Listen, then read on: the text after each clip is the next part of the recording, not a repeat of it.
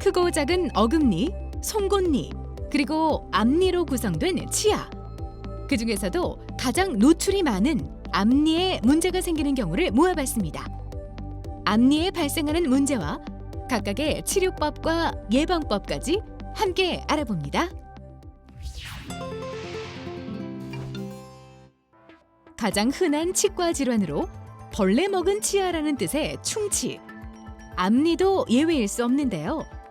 앞니에 생기는 충치는 앞니 사이, 잇몸 경계부에 주로 나타납니다. 충치 범위가 크지 않다면 치아를 부분적으로 떼우는 치료를 우선적으로 고려.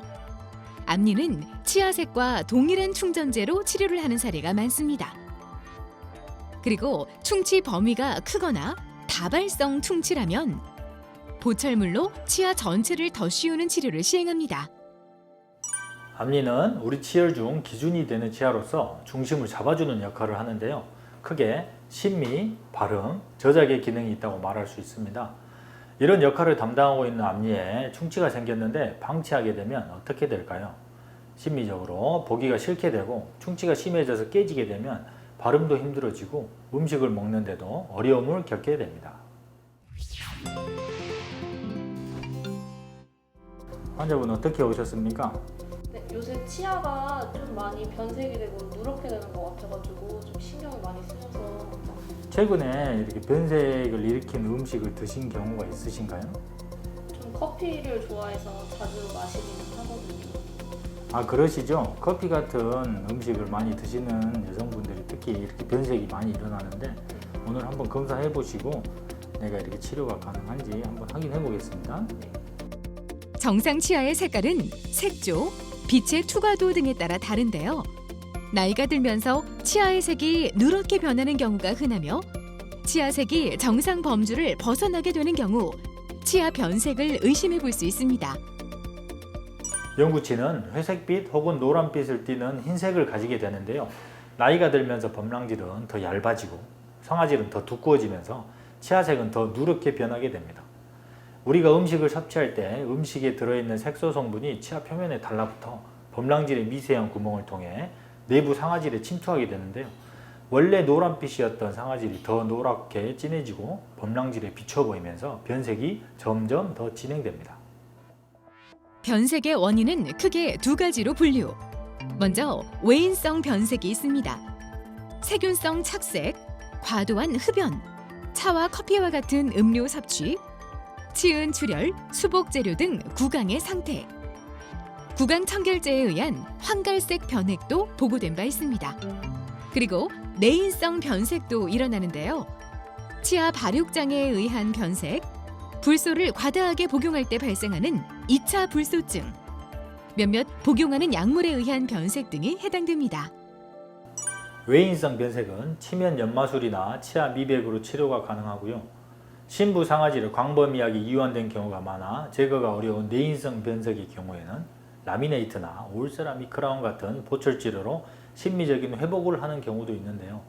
무엇보다 치아 변색을 예방하기 위해서는 평소에 변색을 유발하는 요인을 최소화하기 위해 식사 후 되도록 바로 양치하는 것이 좋으며 커피, 콜라, 와인 등의 색소가 함유된 음식의 섭취를 줄이거나 빨대를 사용하는 것도 한 가지 방법이라고 할 수 있습니다.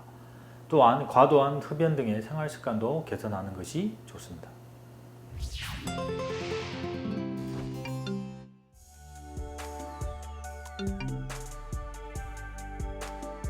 외상뿐 아니라 이갈기, 이악물기 등의 습관이 있는 사람들에게서도 흔하게 발생되는 앞니 파절. 치아 파절의 정도에 따라 치료 방법이 달라집니다. 다행히도 치아의 일부만 파절이 돼서 비교적 용이한 치료가 가능한 경우도 있고요. 광범위한 손상으로 신경치료가 더해지는 사례도 있습니다. 그리고 치근 파절까지 일어나면서 발치 후 관련 치료가 필요한 경우도 있습니다. 우리가 일상생활 중에 앞니가 부딪히거나 깨지는 경험을 한 번쯤은 하게 될 수 있습니다. 이때 약간의 치아 파절만 일어났다면 다행히도 간단한 수복치료나 보철치료로 복구가 가능하지만 치아가 크고 깊게 파절되거나 치근까지 파절된다면 치아를 빼야 하는 상황이 생기게 됩니다. 이럴 때는 불가피하게 치아 임플란트를 고려하거나 인접 치아를 깎아서 연결하는 브릿지라는 치료를 해야만 합니다.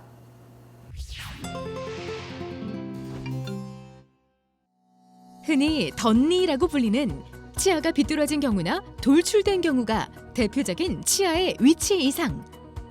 여러 치료를 통해 신미성 개선뿐 아니라 기능 회복도 이루어지는데요.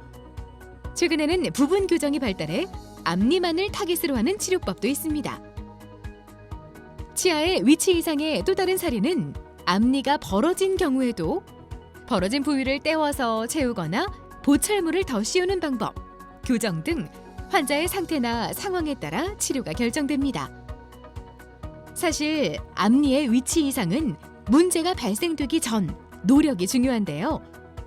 어린이는 영구치가 나올 시점에 정기적인 치과 검진을 통한 올바른 치열 순서와 위치를 체크하기. 성인은 정기적인 스케일링과 치주 검사를 통해 위치 이상이 생기는 것을 예방하는 게 좋습니다. 오복 중에 하나인 치아, 그 중에 앞니는 밝고 환한 인상을 주는데 아주 중요한 요소입니다.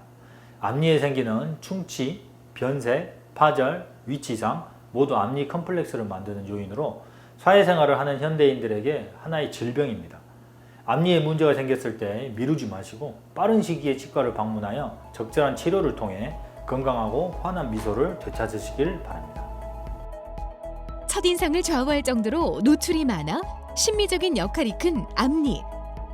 정확한 발음으로 의사를 전달하고 저작 능력으로 음식 섭취와 소화도 돕는 등 그 중요성이 아주 큰 치아입니다. 적절한 치료와 예방으로 건강한 앞니를 지키기 위한 노력 게을리하지 마세요.